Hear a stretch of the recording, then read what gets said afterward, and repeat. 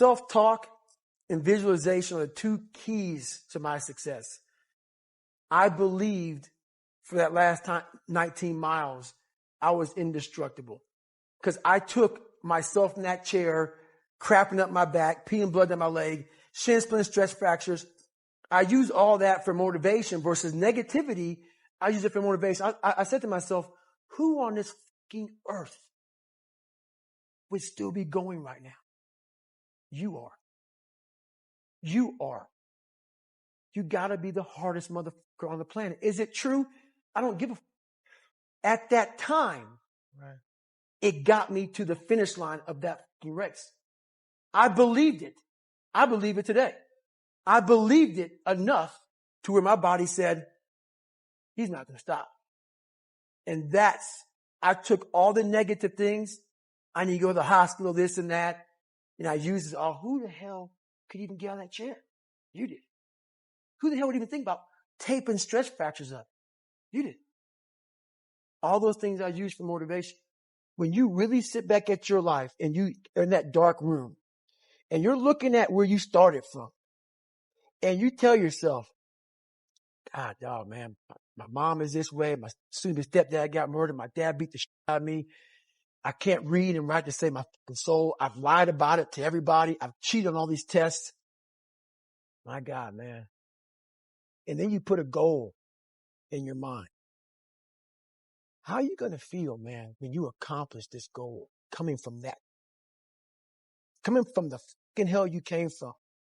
A lot of people start from a good starting point. They have a good foundation. What if you can surpass all of these motherfuckers? What if everybody who was way up here started up here and you started with no legs. You had to grow fucking legs to even start walking and then crawling and then running. And then you start passing people and all this given to them. I had to use all this negative shit that was making me weak and horrible as a person. I had to use this as the power that now fueled me. I had to flip it on its head and say, hold up. This might be exactly what I need. The darkness is exactly what I need. It's how you look at your situation. And I was looking at it all fucked up. These are the facts, and they are undisputed. Your problems and your past aren't on anybody else's agenda. Not really. You may have a few people in your inner circle who care about what you're going through. But for the most part, no one gives a shit because they're dealing with their own issues and focused on their own lives. I learned that the hard way. On our drive from Buffalo to 117 South McGuire Street in Brazil, Indiana, when I was 8 years old, I assumed I was going to walk into the biggest pity party of all time. I expected balloons, cake, ice cream, and big warm hugs. Instead, it was as if all the pain and terror never happened. Sergeant Jack didn't deal in pity. He was out to harden my shell, and that's exactly what he did. Pity is a soothing balm that turns toxic. At first, when your family and friends commiserate with you and validate the reasons you have for grumbling about your circumstances, it lands like sympathy. But the more comfort pity brings you, the more external validation you'll crave and the less independent you will become, which will make it that much more difficult for you to gain any traction in life. That's the vicious cycle of pity. It saps self-esteem and inner strength, which makes it harder to succeed. And with each subsequent failure, you will be more tempted to pity yourself. Look, I get it. Life isn't fair or easy. A lot of us are doing a job that we don't want to do. We feel we are above the tasks coming our way and that the world or God or the fates have sentenced us to live in a box we do not belong in. When I was a night shift security guard at a local hospital, I felt that work was beneath me. So I showed up every night with a voice in my head screaming, I don't want to be here. And that infected everything about my life. I ate my feelings, blew up, and slipped into a deep depression. I wanted a different life, but my shitty attitude made it impossible to create one. Every minute you spend feeling sorry for yourself is another minute not getting better. Another morning you miss at the gym. Another evening wasted without studying. Another day burned when you didn't make any progress towards your dreams, ambitions, and deepest desires. The ones you've had in your head and heart your entire life. Every minute you spend feeling sorry for yourself is another minute spent in the dungeon thinking about what you lost or the opportunities that have been snatched away or squandered, which inevitably leads to the Great Depression.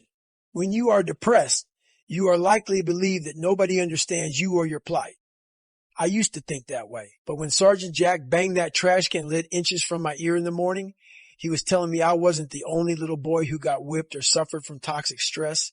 Sometimes the emotions we feel are a product of a f***ed up past. Sometimes we just don't want to get up at 5 a.m. and do hours of chores before school because it sucks. Sergeant Jack expected me to perform no matter what I'd been through or what time it was. In response, my feelings got hurt.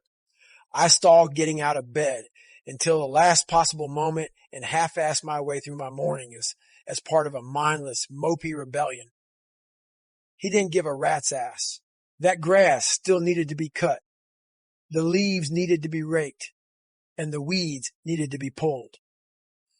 No matter how much I belly ached, this work needed to get done, and it would get done by me. My feelings were costing me a ton of time because no matter how I felt, there was a task in front of me, and that's all that mattered in the present moment. The only thing that ever matters is the present moment.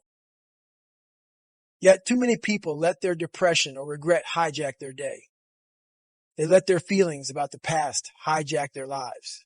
Perhaps their fiancé left them at the altar or they got fired without cause. Guess what? One day, they will pan back and realize that nobody can cared about any of that but them. I don't care what you've been through. I can feel bad for you. I can have sympathy for you, but my sympathy won't get you anywhere. When I was a young, damaged kid, feeling sorry for myself didn't help me.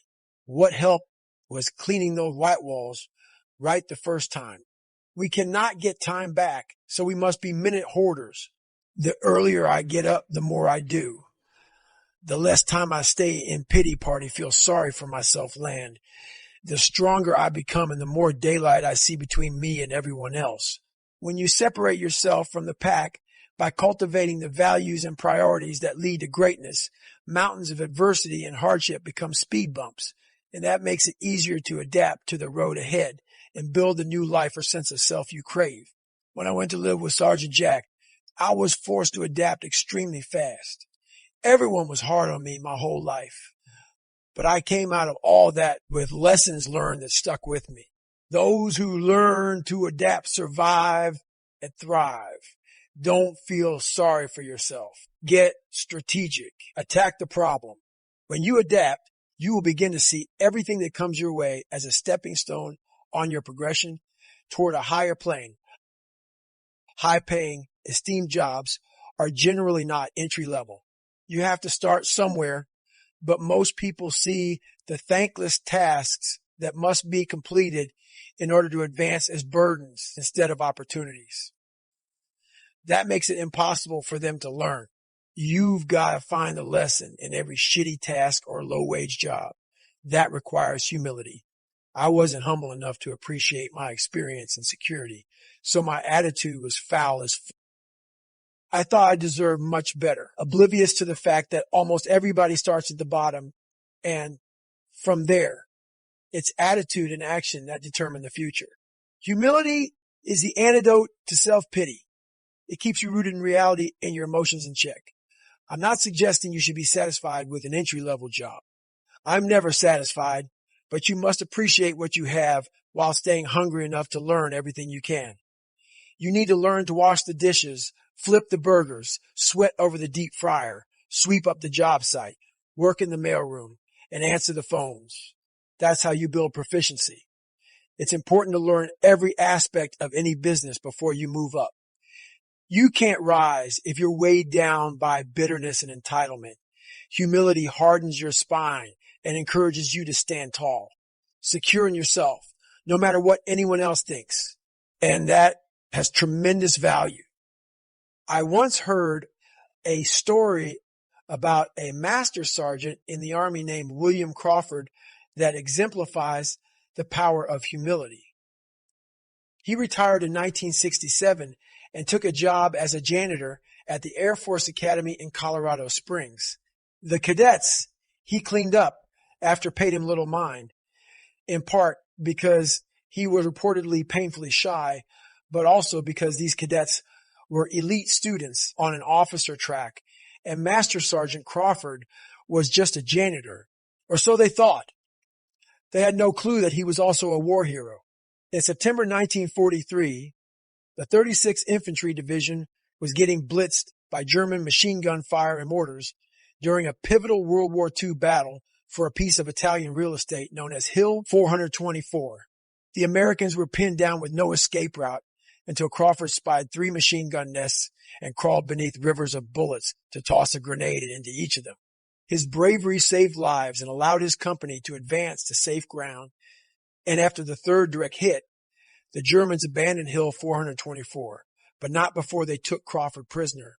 Presumed to be killed in action, tales of his heroism spread among infantrymen and traveled up the chain of command. In 1944, he was awarded the Medal of Honor, the highest decoration in the U.S. military, because everyone thought he was dead. His father accepted the medal on his behalf. Later that same year, he was found in a liberated POW camp, oblivious to the hype surrounding his name.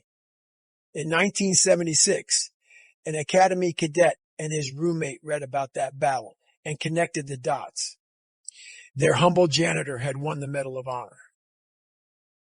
Can you imagine what went through their heads? The Medal of Honor speaks to everything a military person reveres.